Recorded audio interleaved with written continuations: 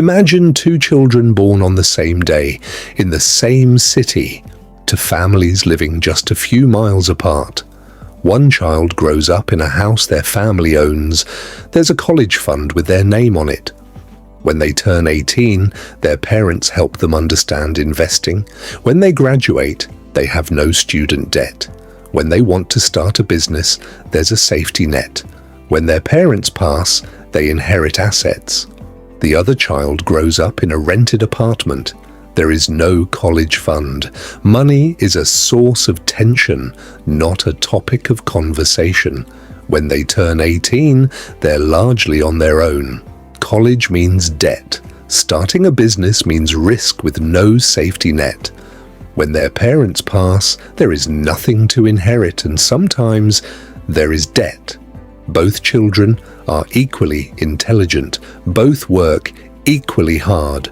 Both want the same things from life.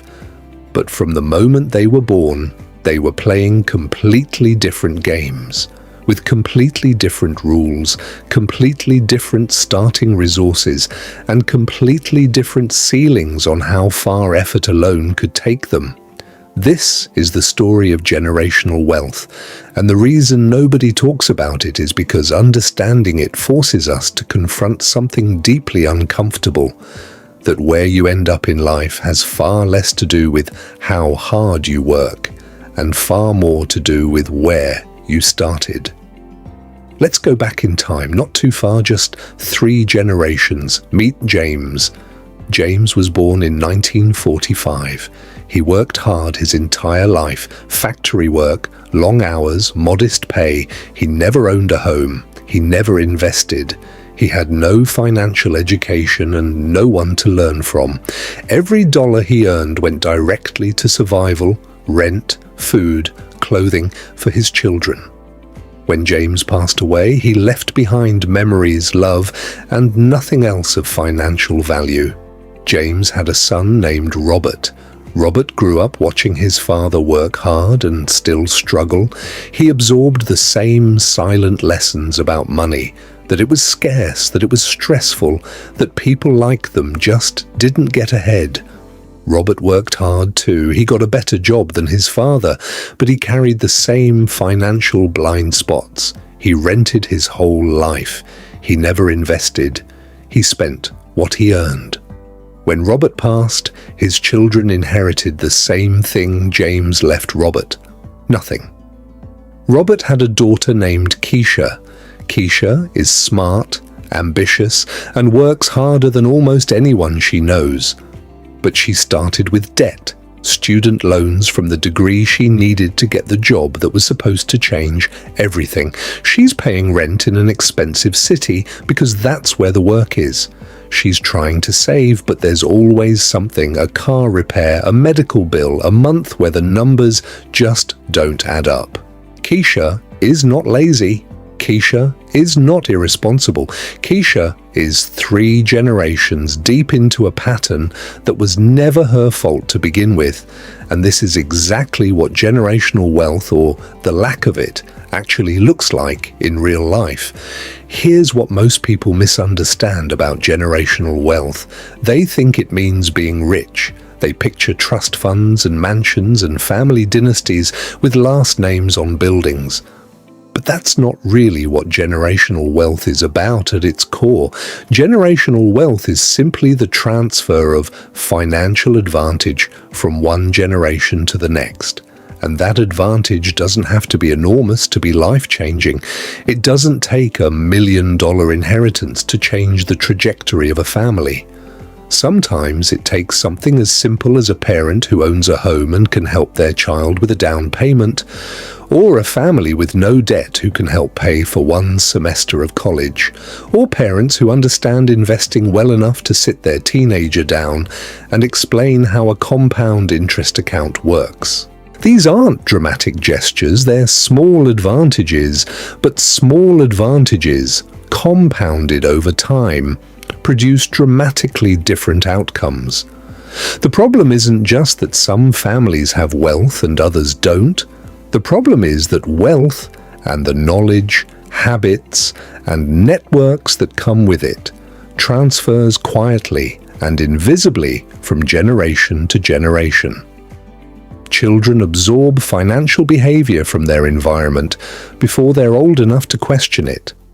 And the absence of financial knowledge transfers just as powerfully as the presence of it.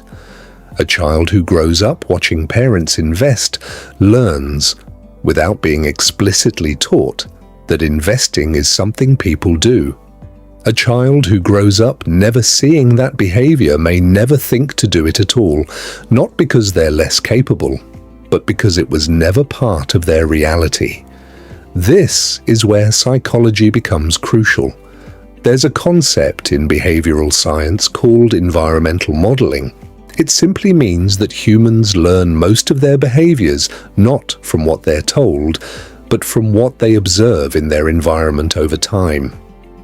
Children who grow up around certain financial behaviors, saving, investing, owning property, building credit, absorb those behaviors as normal. They don't have to be taught them explicitly. They just become part of how that child understands the world works. Children who grow up in environments where financial stress is constant, where money is always short, where spending is the only visible relationship with money, those children absorb that as normal too. And here's what makes this so powerful and so difficult to interrupt. These absorbed beliefs and behaviors feel like personality. They feel like just who I am. A person who grew up in financial scarcity doesn't usually think I was never taught to invest. They think I'm just not a money person, or investing isn't for people like me. The belief isn't experienced as a learned limitation. It's experienced as an identity. And identities are remarkably resistant to change. There's also the concept of social capital. The networks, relationships, and connections that open doors. Generational wealth isn't just financial.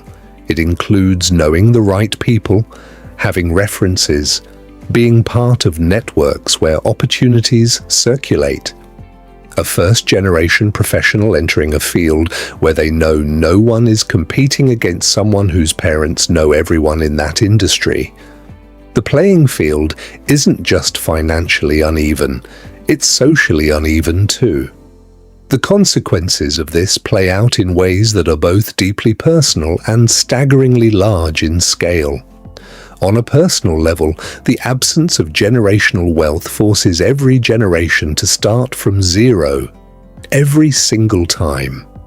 There is no foundation to build on, just the exhausting work of laying the foundation while simultaneously trying to build the house on top of it. This creates what researchers call the wealth gap, a pattern where certain groups of people, regardless of individual effort, consistently find themselves with less accumulated wealth than others.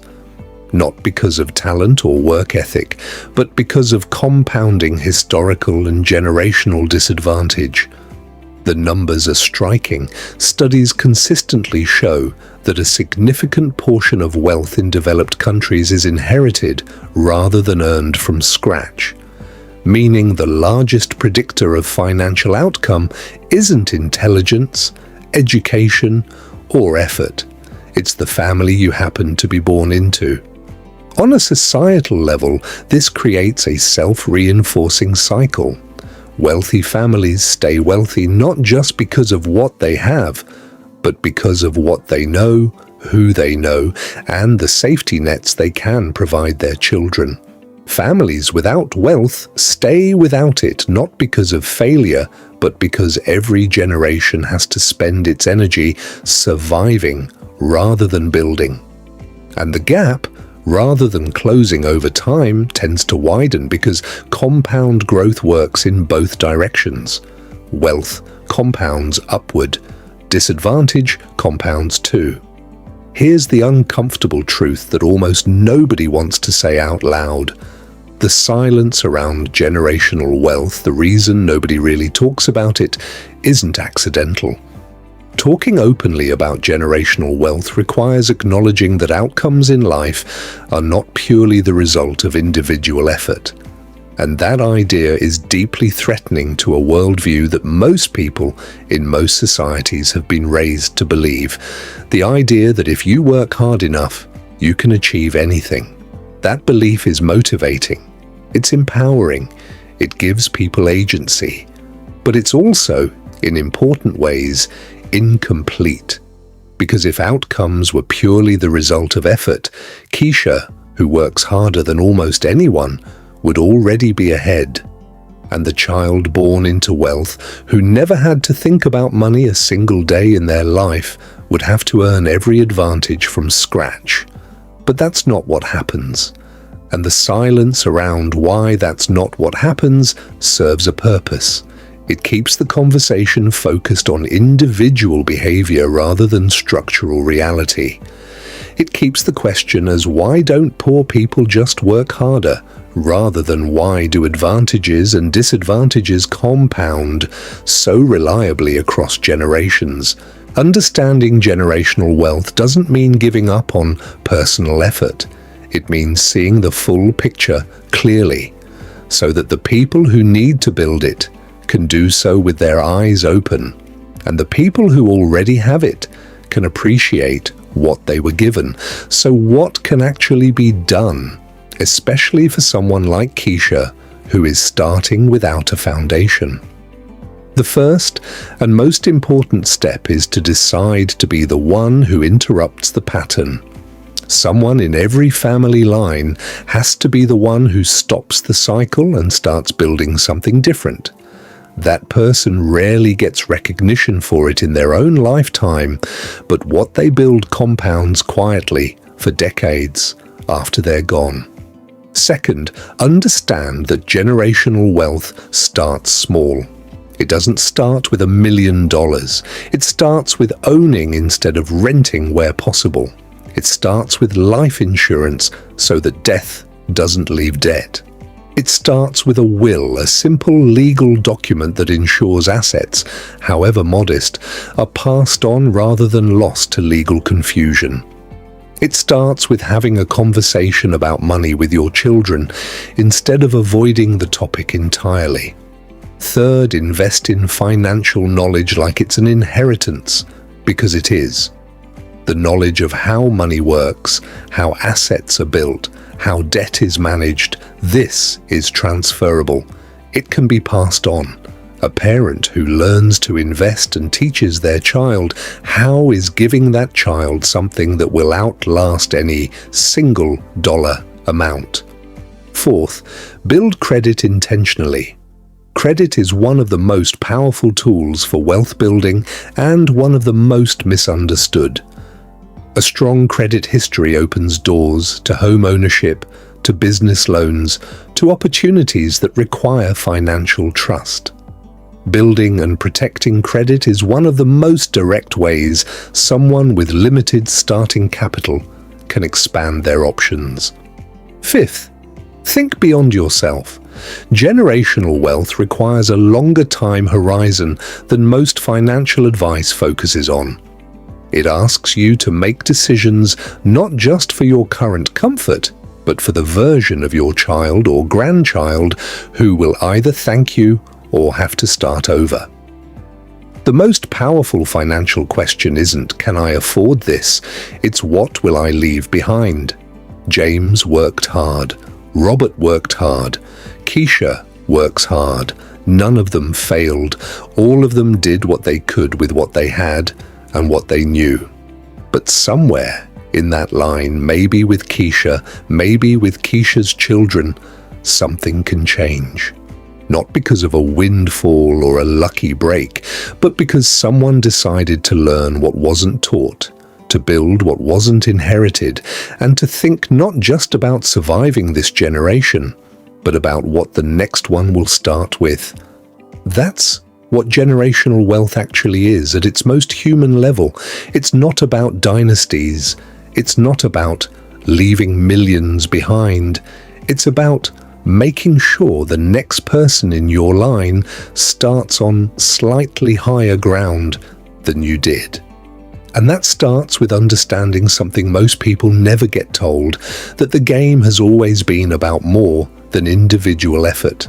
It's been about what you build, what you pass on, and whether anyone ever showed you that building was possible. Nobody talked about it. Now you know.